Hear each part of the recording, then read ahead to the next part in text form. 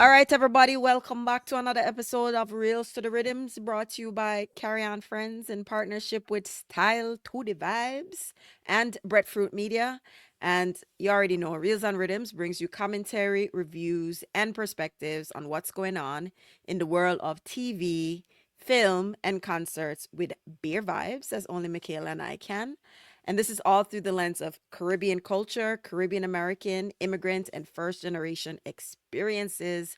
What is going in, Medoops? What is going in Wagwan, Carrie, Wagwan, with the boat. with the boat? And so this episode is a little different, not different, different. Different. So we're going to talk about something that you watched, something I watched, and for the first time, we didn't see the same thing. So we're not giving reviews or discussions about something we both watched together. Mhm. And you're gonna tell me what you're watching, share it with the audience. I'm gonna ask a question about what you're watching. I'm gonna interrogate you upon what you watch. I'm going to pretend like I'm the audience asking questions about what you watched. And you did the same for me. So yeah. Are you ready? Yes, yes. So I watched the documentary series Sprint. Mm. So there is a season one and a season two. So Sprint follows the athletes that compete in track and field, particularly in the sprint games for the Olympics in Paris in 2024. So that is what season two covered. Season one really gave a leading up and a build up of like the road to. And it really talked about what the preparation was about.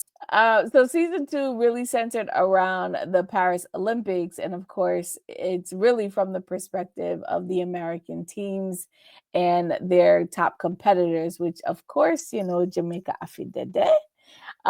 So it includes the men's sprinters and the women. So you have Noah Lyles, Shakari Richardson, Gabby Thomas.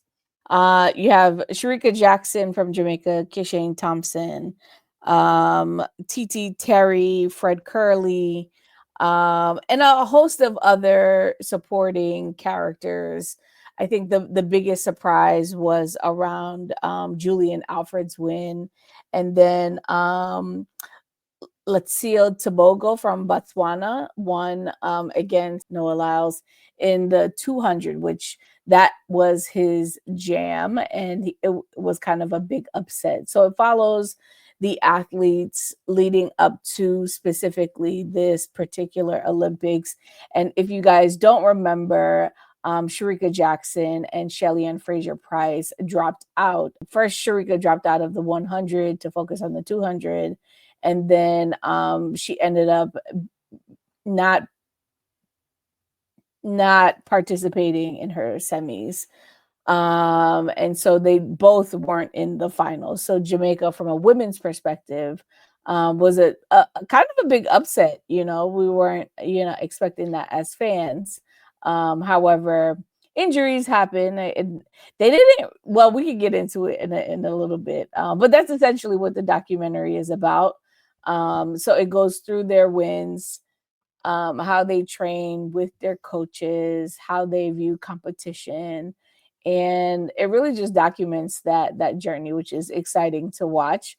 I have an upcoming sprinter myself, so even just raising an athlete, I think it's always interesting to see what young players are and athletes are really doing to kind of one set themselves apart and to compete at such a high level. So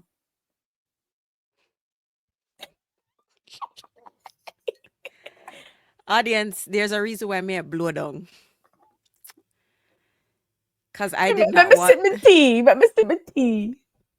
I did not want to watch this. I had no interest in watching it at all. Let me make sure it's the mic close to me so I can hear me loud and clear. Michaela wanted me to watch it. I had no interest in watching it.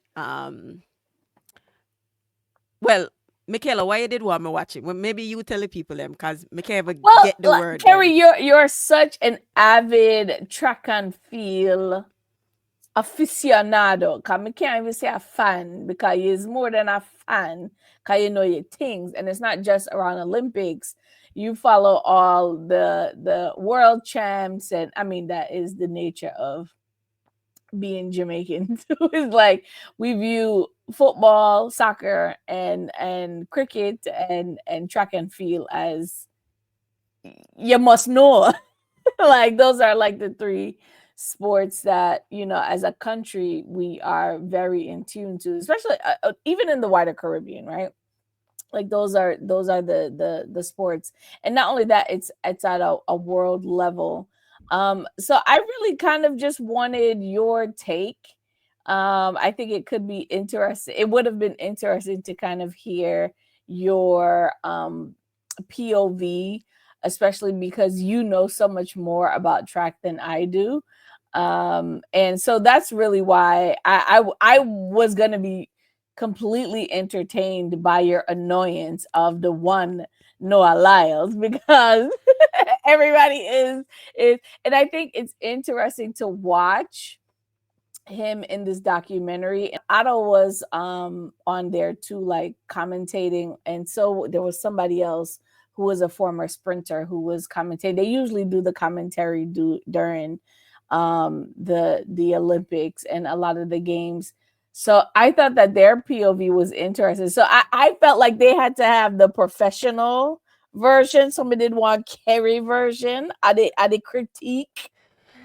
Kerry version go messy. Atta kind of redeem himself, but for a while, me never really rate Atta based on his comment in the 2008 Beijing Olympics when See, he then this is why we did with why you watch, because you have to remember Beijing Olympics and the commentary. Cause me not remember all of them something there. yeah, when he sided with Adema PM salary, but he agreed with certain commentators that when Usain went across the finish line and beat chess, how that was disrespectful. I may say, listen, when they tear off clothes after on the cross finish line and they do all the most, it wasn't disrespectful, but because he didn't run through the line. But anyway, I digress. So, all right, let's start with season 2 when it was a shocker that Sharika never go run. If one did see the race where Sharika run and get injured, me don't know why it was a shocker. Sharika should have been pull out, but me get it.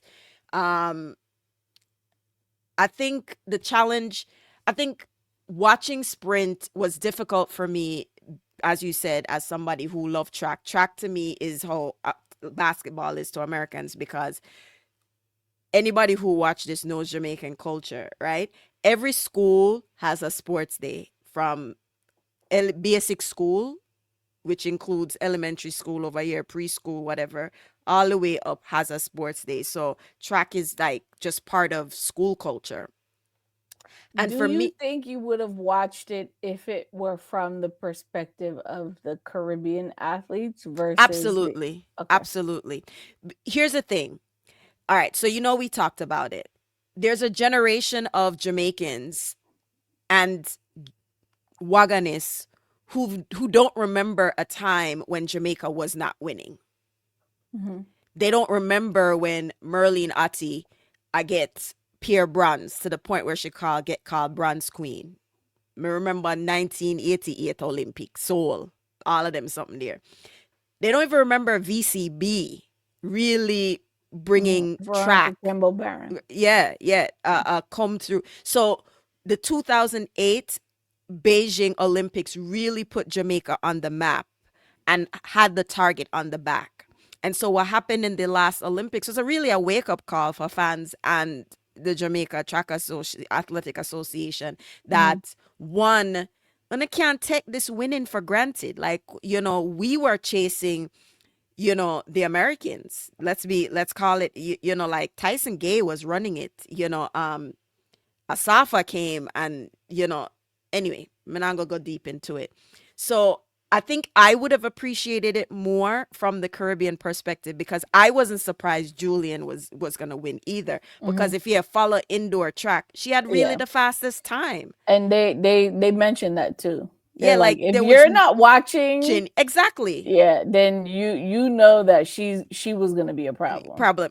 Yeah. Exactly. So by the time everybody's thinking about Worlds, which is in a couple weeks, I think the Worlds is this year, right? You would have seen like everybody's just paying attention to the highlight and the marquee games. You have to be paying attention as you being now a track mom, the smaller meets leading Mm-hmm. up to the bigger games because, you know, unlike any other sport where you can go practice with a team, these mini meets are their practice. They Mm-hmm. could train, but this is where they go and refine. So Julian Alfred was not a surprise to me Yeah. at all. She was really in shape. As a track person, I was watching. I didn't see Shelly when I saw Shelly run was at the Jamaica trials. And so for me, that was alarming. I mean, let me tell you, say, when we go church and the people them at church and they say, oh, you know, them good. I may say, me they pray to God, say, the God, the line where you call God and God say they ain't good. Me hope say the same line me they get. Because my line not tell me say they ain't good at all. Right? Yeah. Yeah. So I really think it's good. I mean, of course, it's an American film crew, so you're going to get that perspective. But I really think that, you know, over the years, the Caribbean's prowess in track has Mm-hmm. grown. I mean, we had known the Bahamas for being good 200, 400-meter runners. You know, their program has gone through some shifts because they're not dominating the same way as they used to. And I think getting that perspective, I would have want to seen that because we're Mm-hmm. not short of the American perspectives for track. I would have wanted to see the Caribbean perspective, honestly, Yeah. and to understand like what they were going through because with each couple years there's a turnover or graduation Yeah. of athletes because they age, right? Mm-hmm. And so I wanted to see who are the new and upcoming athletes. Guess what? Tobogo, I wasn't surprised at him either Yeah. because Yeah. if you'd have watched him from when in my under 17, all of them something, they're like, you know, these are not surprises. Mm-hmm. But I think what I do enjoy in all of this is like track and field. I get some respect. And it's I get the eyes. Um, but Jano, I'm trying to think of which track athlete before Noah Lyles that just like, oh my God, pump your brakes. Maybe Justin Gatlin, not really. Um, but I just can't. I'm just like, it's too much. Yes, and I think he knows he's too much. We saw some of the drama unfold with his girlfriend, who is Jamaican, um, on social media, kind of unfolds, and then we also saw how the results played out for both the 100 and the 200. So in the 100, he and Kashane were like legit off by like a split Yeah, but God, hair. Kishy never lean properly. Yeah, yeah. That's literally why he lost. And watching it in slow-mo, it feels so long, but it's really a short span of time. And for someone to get halfway through 100 meters and pull out a slight inch of a win, because Shane was pretty much in the lead the whole. So And it was I in the think that's last few. maturity. It's Yeah, maturity to run all the way through. And I keep saying, and yeah, everybody are you seeing where when yeah, you seeing a run, in my unfold, in body yeah, just you understand? So yeah. I think what I'm curious about is obviously them I follow Noah.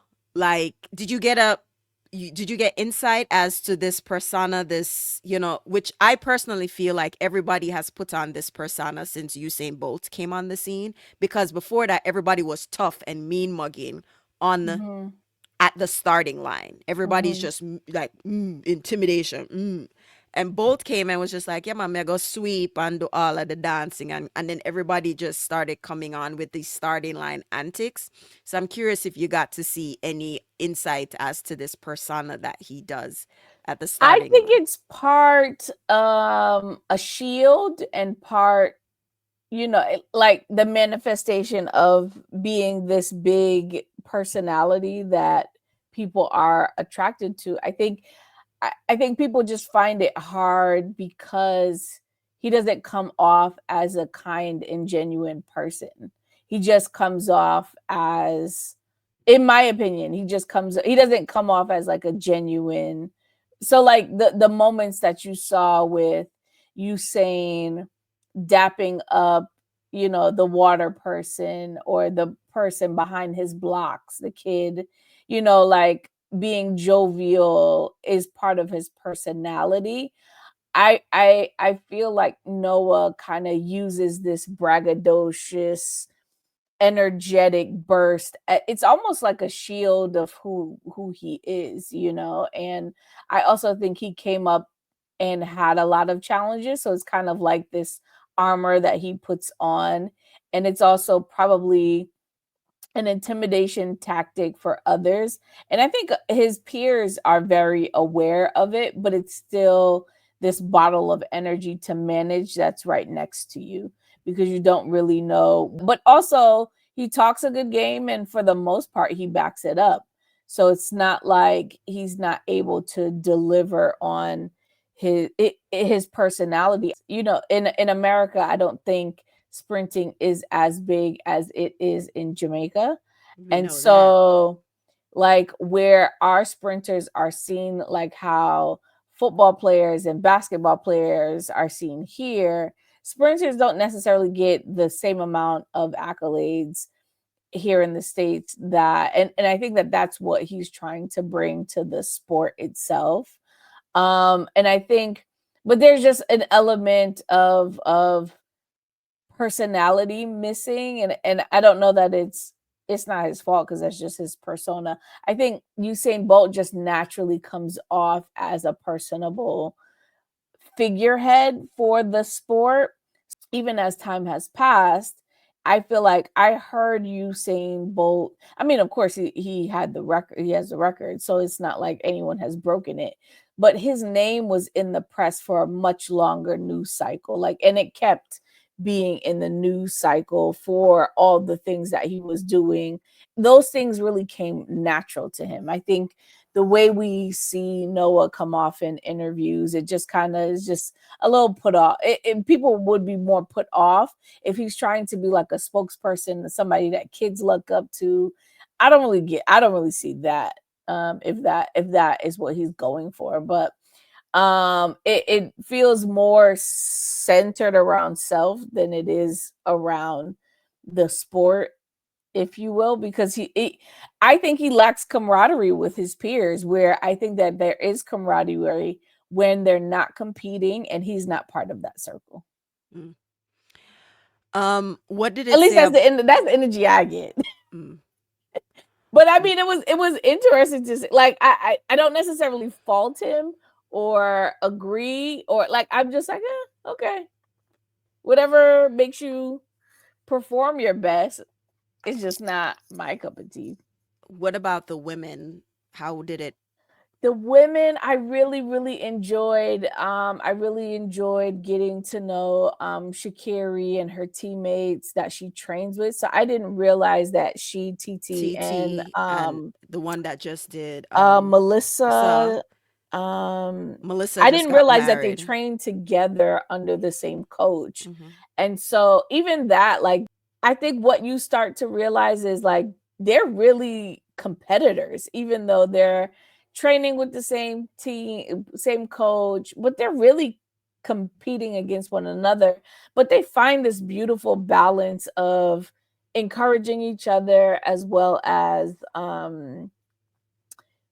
being focused on their specific game. And I think that the coach really shines in his support of them differently, but similarly, if that makes sense. So Mm. he knows what each individual athlete needs, and he coaches to them in the way that they need to be coached, but he delivers the same amount of empathy and impact to each one of them.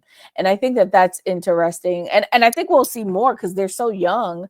And then Gabby is like such a ball of fun energy, in terms of, I didn't realize, that she started running track and field when she was in college. She has this very esteemed collegiate career that she does post graduation.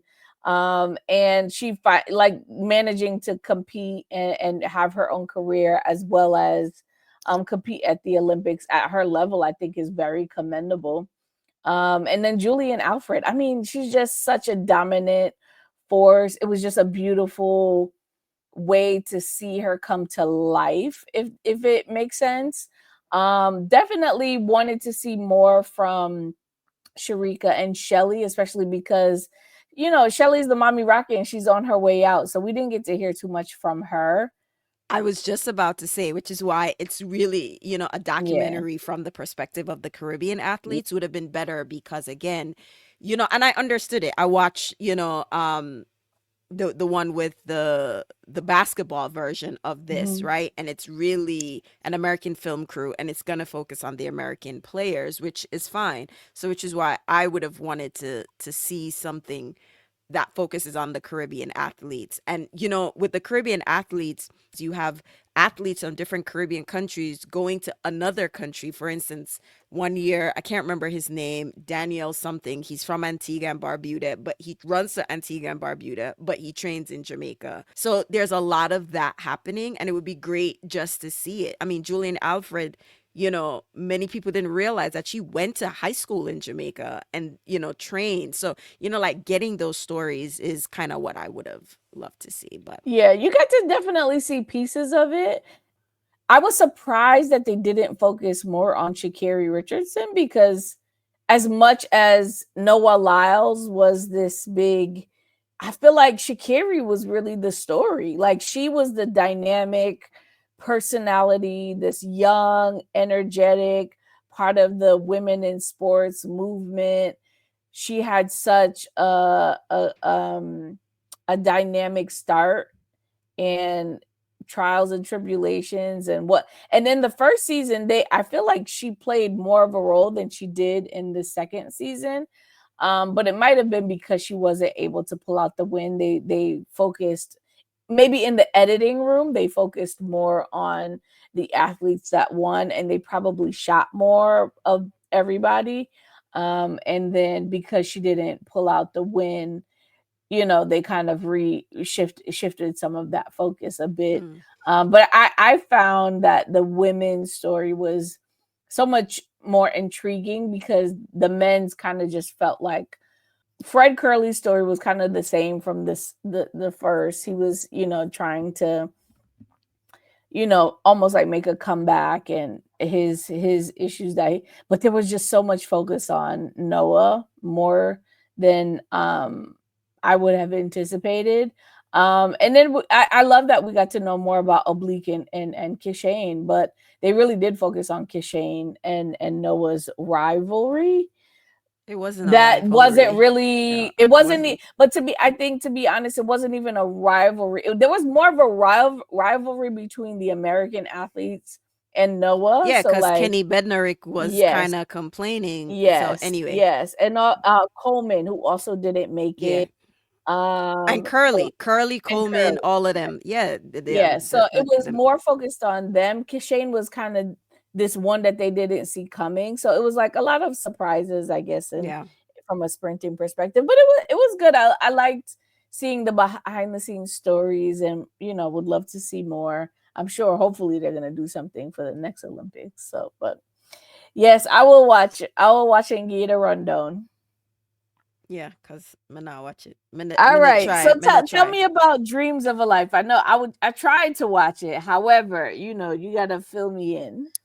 All right, so Dreams of a Life, my coworkers told me about it, and it's on Prime, and it was a small fee, not it was $5.99. I was like, okay, fine, I guess I could pay this. But when I went to go watch it, it said, oh, you can watch this for free, but if you start, you have 48 hours to finish. So I was like, all right, so I watched it. So Dreams of a Life is a story about Joyce Vincent. She's born in the UK to Caribbean parents. Um, I believe her parents are from Grenada. And the story opens because police, they basically kicked down the door to her apartment because she was 24,000 pounds in arrears for rent. And so um First of all, I was shocked. I was like, 24,000 pounds. As I went, them I kicked down the door and then like, so yes, exactly. Like this has gone to 24,000 pounds. This is when you're ready to kick down the door. But unfortunately, when they kicked down the door and broke into the house, they found her skeleton on the floor and the TV was still on. And they determine that she's been dead for 3 years. I am like shocked because I'm like, first of all, if that were happen in America, 3 years, no light bill no pay, no That like rent no pay, they would that have would have been been cut cut off, off. been cut off. But I learned at the end of the documentary is like she was in I can't remember what they call it, the British word for it, but she was like in a efficiency, like a one room, and it was Mhm. kind of like a section 8. So part of the rent was being paid by the government. Got it. And so she had another half to pay. So they were getting some money, just not all the Mhm. money, which is why they didn't go in before that. Mhm. And so apparently she had four sisters, and allegedly no one reported her missing. And when it was For 3 reported, years? yeah, But three did her years. sisters live in What, let me tell her this story Okay, now. sorry. So apparently when they reported it in the newspaper, um even when people had her name, when her name was published in a newspaper, people who knew her didn't equate this thing to her, because they were just like, I don't, this can't be the same Joyce. Mhm. And so an ex-boyfriend reached out, because the person who filmed the documentary took out an ad and asked if anybody basically knew her. And he said, "Let me just call and find out." And when he found out that she was dead and how she was dead, like Christmas for 3 years, it would he they were all shocked. Um there's so much. So me stop this so I see if you have questions because there's a lot. Well, how did she die? They Why couldn't do an autopsy because by basically they said she melted into the carpet. box cover? This sound like Because a scary movie. no, because remember, there's nothing to determine cause of death because by the time Yeah, they go she's there, fully is decayed. skeleton is she's fully decayed. So she's decayed into the carpet. Now the Nobody first question. smell that? Okay, okay. All right to Jamaica and ask the question. Nobody not smell that. So apparently the building was next to this other place that always smell. And so they assumed that it was this other place. So the person downstairs never smell rottenness or come from upstairs or something. Yes, Wow. they dismissed the smell as whatever. Nobody know you had the TV on. Apparently, just the conditions of where the building was. It was on a busy them. Yeah, TV was still on. And she had no coworkers, no so Oh, what oh, about her oh, oh, friends and oh, family? oh, oh, They didn't oh. report her missing? Like, Oh, hold on, hold on. So all me right. get to the part there. Yeah. All right. So she had a boy. She had a couple boyfriends, right? Nobody really knew anything about her life. She did a good job of segmenting and fragmenting her life, and they just didn't touch. Mhm. So she had a couple boyfriends and a couple friends, and they would be dating, and they none of them ever met anyone in her family. None of Well, them. And so he I said feel like that's normal. she never really talked about her family, and the people in her work world and her personal life and her family just did not intersect. She did not mention anything for them to suspect that her coworkers didn't suspect she was dating, but all of them said she was beautiful. So Mhm. she's a Douglas, her mom's Indian, her father's black, so she has Mhm. the long black curly hair, and everyone said she was beautiful. And one guy was like, "Oh, she had some broughtopsy." He used that word, Brought right? up sick. Yes. Yes. That her mom taught her elocution, for walk and speak properly. So they all had an assumption about her life. Her mom died very young. I think her mom went into the hospital for some surgery, and but the mom did not make it out. And she's the youngest of the four sisters. Um, but because she was so beautiful, there were times that she just switched jobs.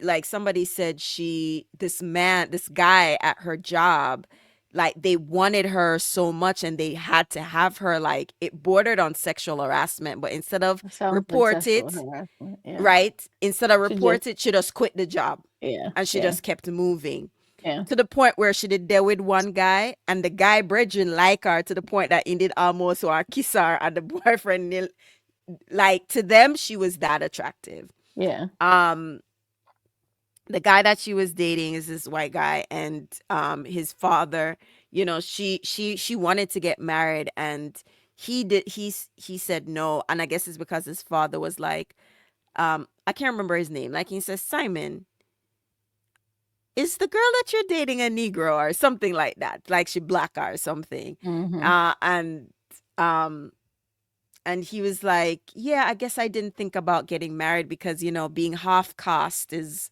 and I was like, half caste. So you have all of that. Then she was dating this guy called Alistair. I guess he was a producer.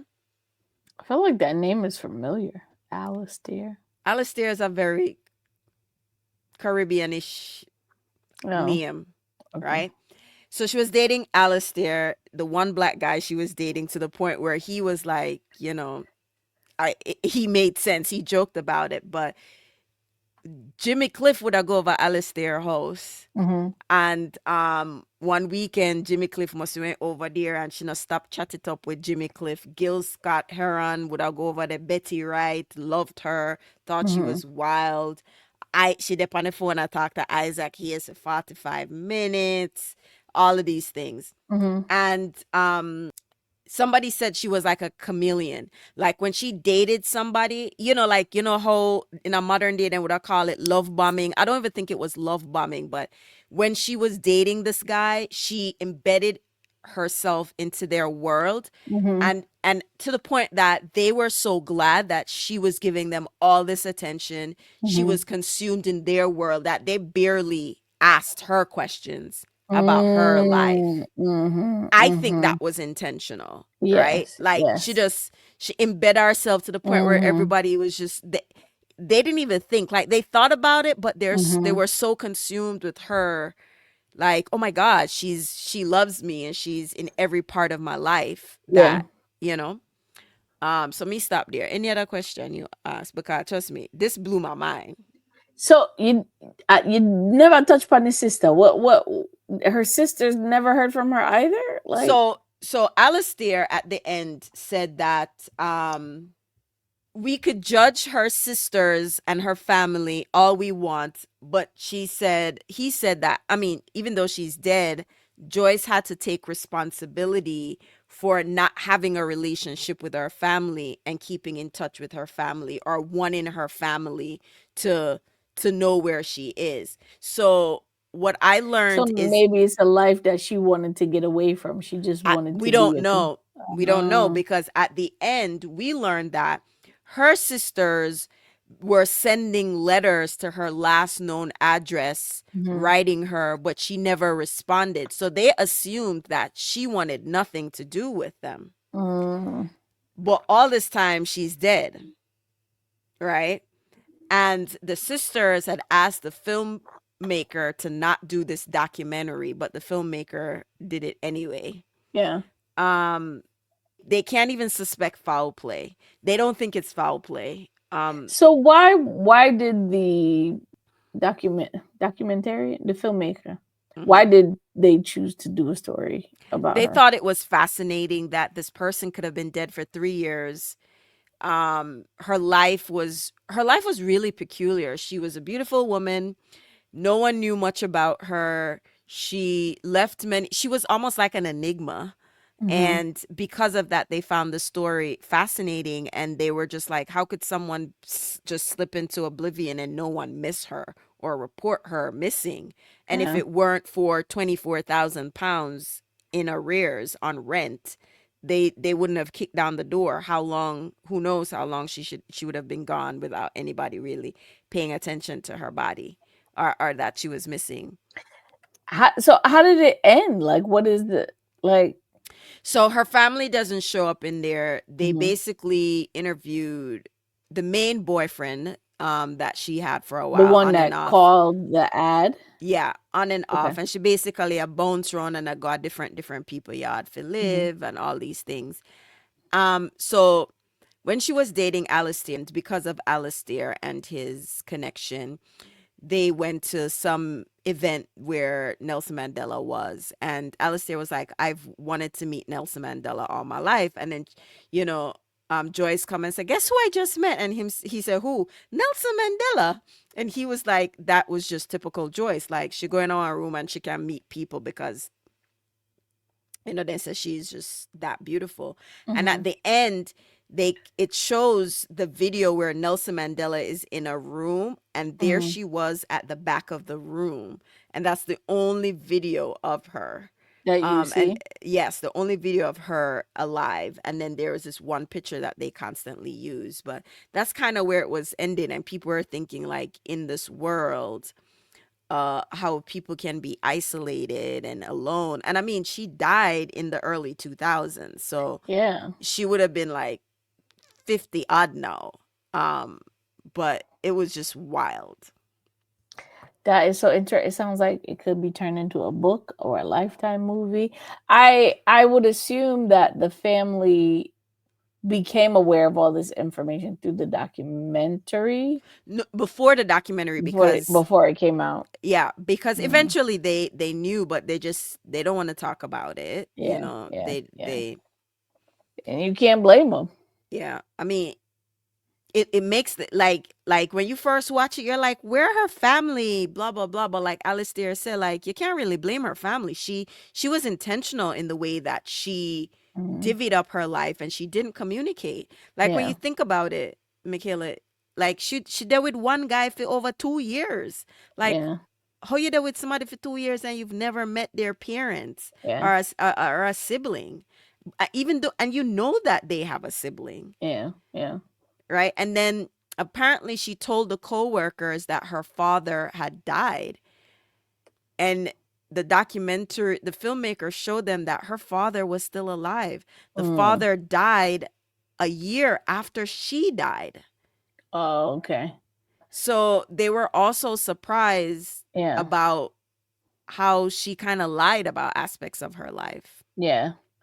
Well, it sounds like she kind of just became who she wanted to be in the presence of those she wanted to be with. Yep. And so keeping up with that lifestyle didn't allow for her family to kind of permeate that. That is I mean such an interesting story. But I guess it's not surprising, but you also want to know more about who she is and her upbringing, which I think the family could have given a little bit more insight on, but maybe there's stuff there that they really don't want to talk I about or think they share wanted to either. keep it private. There were Yeah. some things that the filmmaker alluded to, Hmm. um, that her father, after the mother died, the father must have take up with young girls or whatever, and she Oh, wasn't okay. happy about that. That's we Yeah. don't know if that is true. Yeah. Um, they assume that her mother's death had a big impact on her because she Hmm. was so young and her older sisters really raised her. Yeah. Um, at one point she wanted to sing, so they have a recording of her with her demo or talking or something. So Hmm. it was just Peculiar. yeah, it Yeah. was. It Yeah. was she really felt like an enigma, and I can see why the person they did this film, because they're like, who is this?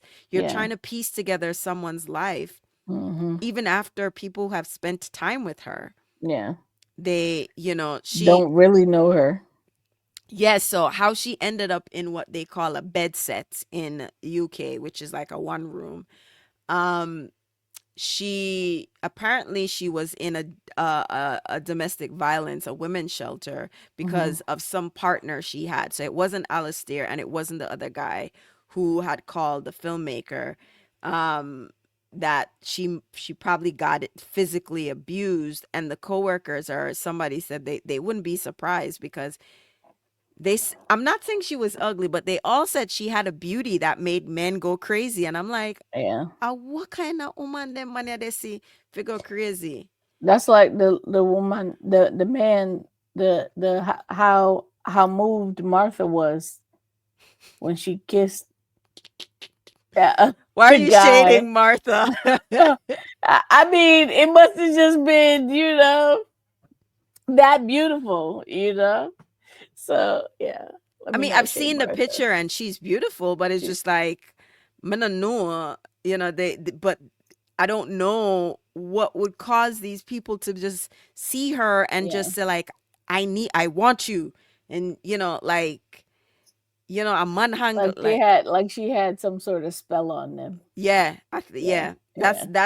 that's how the boyfriend friends, because when the boyfriend, the first guy, the white guy who's just dating, Hmm. when his friends saw her, they were like shocked because they're an odd pair. Them are like, how him there with she? It's that question.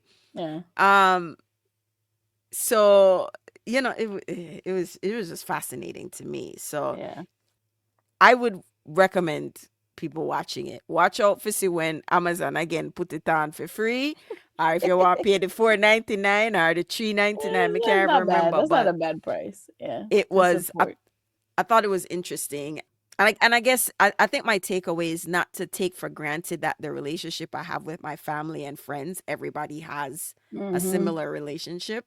Yeah, And I think now in the age of social media, where people feel like, oh, I could go on Instagram or Facebook and see Michaela, I'm like, that is not the same as connection.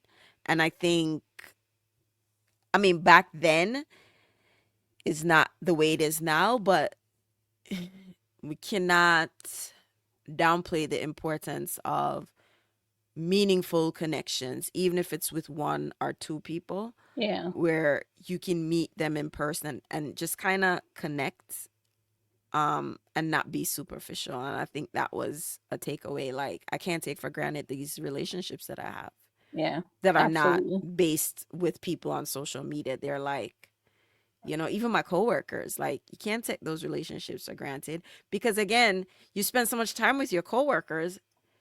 Her coworkers were filling in parts of her life that the other friend them what she did I wouldn't know. Yeah, yeah. Very interesting. So that So one. So that was a Dreams of a Life, dreams of a yep. life, and So sprint yeah, Sprint is on Netflix. Dreams of a Netflix. Life is on Amazon Prime. So yeah, that's it. That is it. All right. And until next time, little more, walk good, all these things. Bye, guys.